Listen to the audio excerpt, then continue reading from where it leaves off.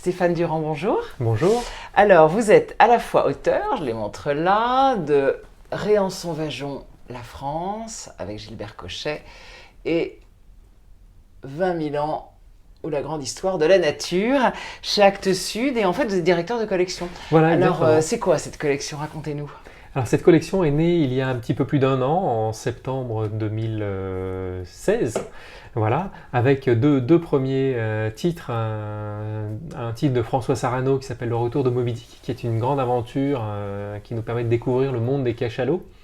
Grand monsieur, François Sarano, Oui, en bah plus. oui, François, puis un grand ami.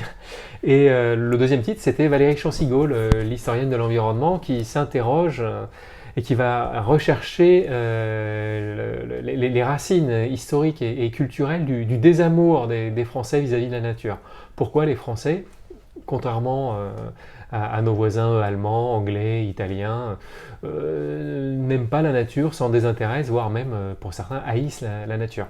Est-ce que c'est parce qu'on a une trop belle nature? Parce que parfois, on se dit qu'on est un peu gâté, on a une nature incroyable en Ah France. bah là, c'est effectivement, alors là, vous me tendez la perche parce que c'est justement le livre qu'on a écrit avec Gilbert Cochet où on montre qu'effectivement la nature en France, la France est un pays béni des dieux, comme on dit dans l'introduction, puisque au niveau de l'Europe occidentale, déjà on est le pays le plus grand, mais on est surtout au carrefour, le pays qui est au carrefour de plein d'influences à la fois climatiques, on est à mi-chemin entre l'influence océanique et continentale, entre l'influence méditerranéenne et l'influence boréale, voire arctique au nord. On a des montagnes vieilles, des montagnes jeunes, on a des bassins sédimentaires, on a des grands fleuves, on a des rivières, on a des sols granitiques et pauvres, on a des sols hyper riches, on a du calcaire. On a tous les types de paysages européens qui sont concentrés dans le même pays.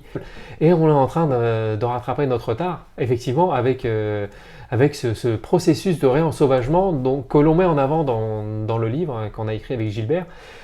Alors on a eu envie de l'écrire parce qu'on est dans une période où on est vraiment submergé de mauvaises nouvelles, et ces mauvaises nouvelles, on les nie pas, hein. Il y a effectivement des choses catastrophiques qui se passent au niveau de la nature, de la faune et de la flore sauvage. Par exemple, des bonnes nouvelles. Vous nous Alors, les alléchez, donc on va connaître des bonnes nouvelles. oui, bah, en fait, il y en a plein, parce que le bouquin est plein de bonnes nouvelles. Il y a plein de choses que les naturalistes pensaient ne plus jamais voir. Quand un naturaliste allait sur le terrain dans les années 70 ou 80, jamais il aurait pu imaginer voir des vautours, voir des loutres, voir des phoques, des castors, voir le retour de l'aigle, des cigognes. Et j'en passe, et je pourrais faire une liste qui est très très longue, une liste à la Prévert, hein, qui est vraiment très très longue. Les grus cendrés sont revenus en masse, je disais la cigogne blanche, mais aussi la cigogne noire, le pic noir, les deux espèces de phoques sur nos côtes atlantiques et sur les côtes de la Manche, donc les 4 espèces de vautours.